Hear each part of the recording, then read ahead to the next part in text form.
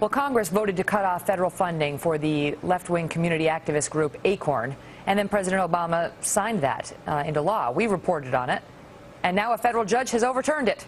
Eric Shawn has the latest. All right, Eric, so what does this mean as a practical money? Is ACORN going to get taxpayer money? Yeah, Megan, it looks that way, and here are the papers. These pieces of paper reverse both houses of Congress and the President of the United States, who, as you said, signed that continuing resolution that cut ACORN's federal funding. It happened last fall. Well, that ruling lets ACORN have taxpayer money back.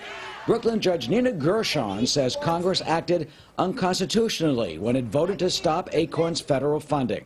That happened last fall after those explosive undercover videotapes went public. In a ruling, Judge Gershon said, quote, "It's unmistakable that Congress determined ACORN's guilt before defunding it.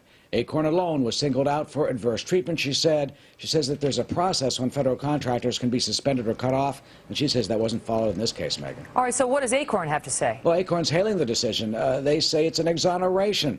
They called cutting its funding an unconstitutional attack. In a statement, Bertha Lewis, who is ACORN's head, also blamed what she called a politically motivated frenzy. She says it was fueled by what she calls the extreme right. That's a theme that's being echoed today by a group that represented ACORN in the lawsuit, the Center for Constitutional Rights. We believe that it was a campaign by the right wing to punish ACORN and to punish them for work they do on behalf of progressive causes and progressive politicians.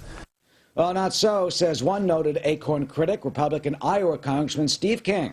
He told Fox News his view of the judge's ruling. He says, quote, "Judge Nina Gershon has single-handedly ordered the U.S. Congress to fund a corrupt criminal enterprise. What Congress should do is unfund Judge Gershon."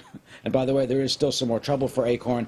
2 ACORN workers have been arrested in Milwaukee, charged with alleged voter registration fraud, very similar charges that we've seen in so many other cases across the country. All right, Eric Shawn.